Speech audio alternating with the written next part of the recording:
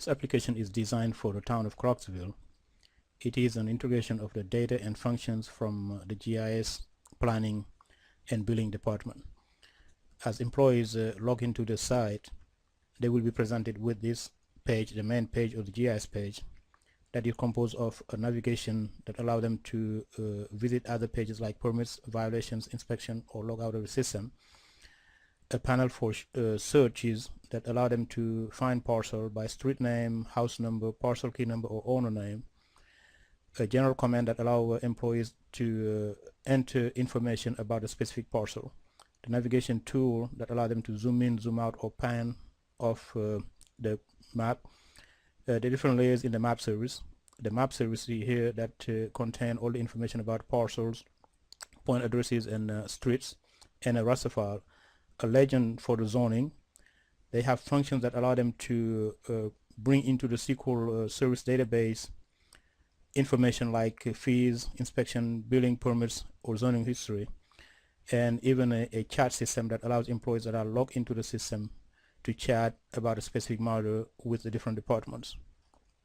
As they are in the site, employees can use the search to find a parcel number, to find the parcels. Let's say here, if we're looking for a parcel number 504, then just type in the house number 504 and hit search.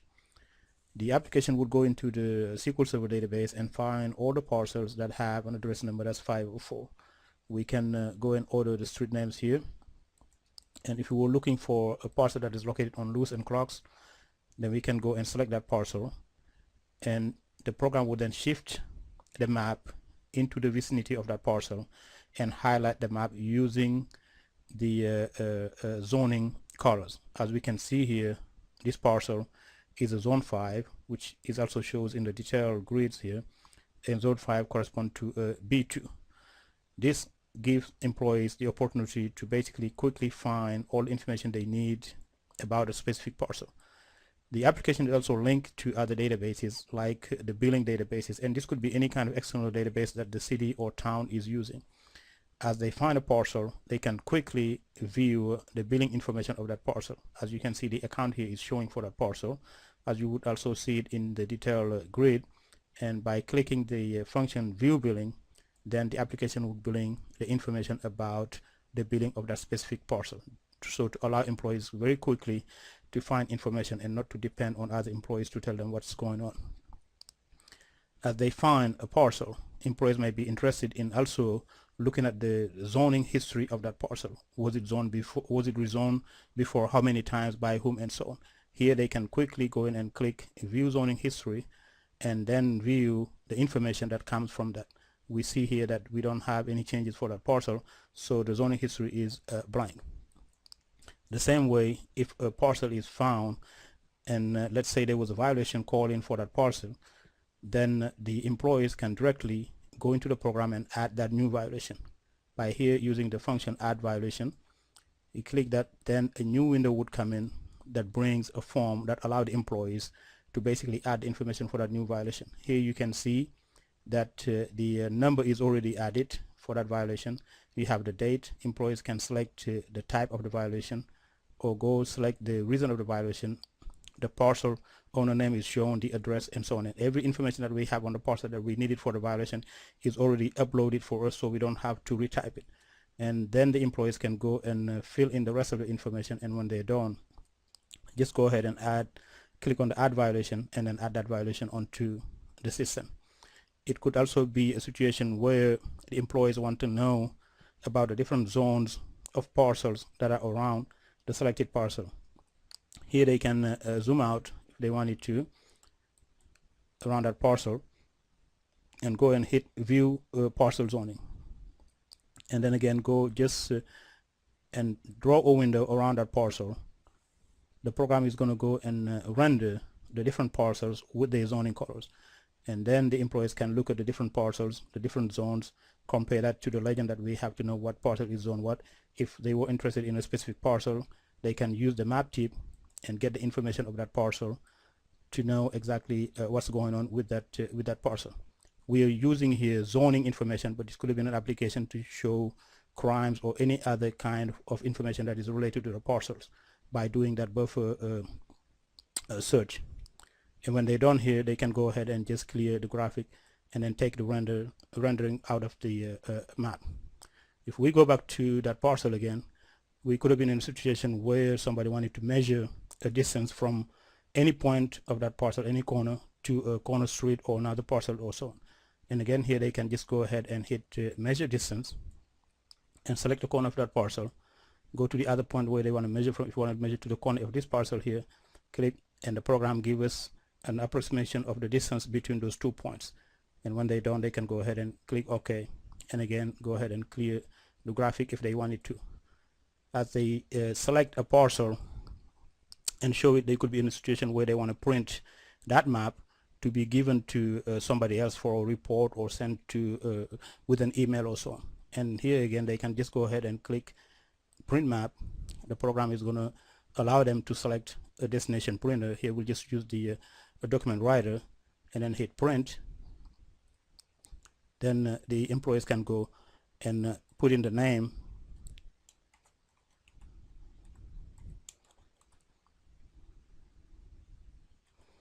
of that specific map and just save it. This map is saved, and then later on they can go ahead and either open it for meetings or conferences, or to add to a report and so on. As employees look for parcel information and they find it, then they are also allowed to navigate to either the permits, violation, inspection pages to find more information. If we were to look for permits for houses or parcels that have address number of 504, then we just need to go and click on the permits button here, and we will shift to the page that have the permits information. As we can see here, we will have all the permits that come from a house number that is 504 with different streets names and so on. And we could go and select the permit that we are looking for. If we wanted this one here, we can go ahead and just select that permit. Then the program would go and allow us to see the information about that specific permit. Here you have the ID of the permit, the application number, the date, the type of permits that it is, type of work, who owns it, the license, the permit date, and so on. And employees have also the opportunity here to either add documents that could be either PDF files, images, or videos. They can also view the fees for that specific permit. By clicking view fees here, another window is open that shows exactly the fees, when it was paid, when they were paid, and so on. And then they can go ahead and dismiss that window. The documents that have already been loaded for the permit can be viewed in this list here. As you can see here, we can see a list of documents that come with its that one permit. You can go ahead and look at the site plan if you wanted to, and the program would go and open this PDF file for you that would show the site plan. You can zoom in or zoom out to that plan and look at the different specification and so on. When you're done, you can go ahead and close that window. The same way you look at this site plan, you could have look into the specification for the permit. You could have looked at the permit and the receipt if you wanted to see exactly when it was released, how much they paid, and so on. And when you're done, again, you can go ahead and dismiss this window. The same way somebody could have been interested in looking at the detailed drawing of that permits, all the sheets and so on, and the program would load then the information provided for the application of that permit, and one could go and then look at the different sheets and make either recommendation or complaint about that specific permit. And this allows the town and all employees not to have to depend on anybody else, but go into the program and find exactly the information at the same time. And when you're done with this, you can go ahead and close that. The same way they go and find permits, one would have been interested here in looking at the inspection also. For the same house number, we could have just gone and hit inspection, and then a window comes, or another page that show the inspection page and shows all the inspection for houses that have address 504. The permit we were looking for was 26307. We can order this if we wanted to, and then look at all the permits or all the inspection that come from 26307. You can go in and look at the one that you want and see exactly what was inspected, what the memo was, what the notes are, and so on, to allow people to know exactly what's going on. The same way here, they could add documents for that inspection. You can view here the permit information also as you are in the inspection to see exactly when things were done and so on. And once you're done with that, you can go ahead and close that window, and you can update the inspection or add documents to that inspection.